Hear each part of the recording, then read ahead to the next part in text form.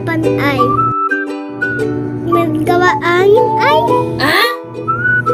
Yan, tulungan na ako, Mama. Pagod na ako ay ha ha ha ha.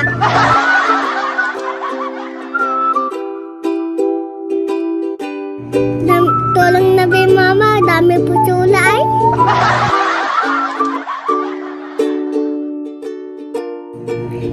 Yan, andyan na naman ko, Mama. Yan, kahit batway. Yan, kweta naman ako. Yan, akita naman ako ito. Ako na ba yung putsula? Yan, utot-utot ako, Mama ay. Galito naman ako. Mama, ikaw lang imig. Pagod na ako. Okay! Guys, kakain na po kami ng sapurado.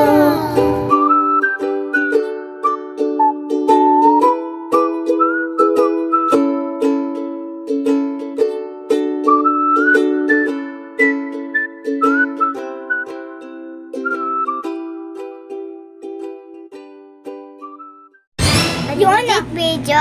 Kanta ako. Kaya lang. Piling mo. Piling ko.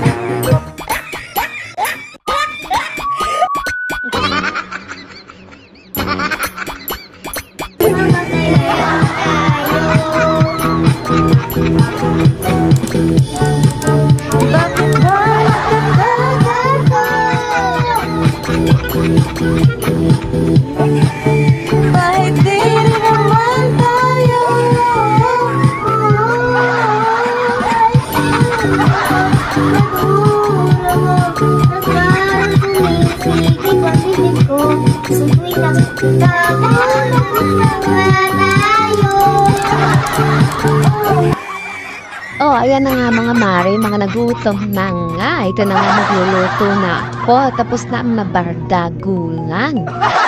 Magluluto nga pala ako dyan ng itlog at saka ng sinangag. Dahil mga hindi pa nagsisikain ng kanin. Na matapos na nga ako makapagluto dyan ay sinunod ko nang gawain aring Hungarian sausage overload. Nagayahin lang natin si Neneng B pero walang gulay dahil hindi sila kumakain ng gulay. So sobrang tagal na nga sa freezer ay ang tagal mapalambot. And Korean sausage. Ayun, naging aswang na naman si Inday. Inuna ko na ang initin dyan yung tinapay at sinunod ko ng iprito yung mga Hungarian sausage. Hinati ko nga ito sa gitna dahil sobrang lalaki naman talaga mga Inday. At ito na nga, nilalagyan na natin ng mayonnaise at ketchup. At ilalagay na rin natin ang overload na queso ala Señorita. At ito na nga mga moms.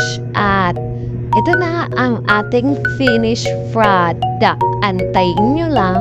At salamat sa panonood. Hanggang dito na lang. Paalam mga moms.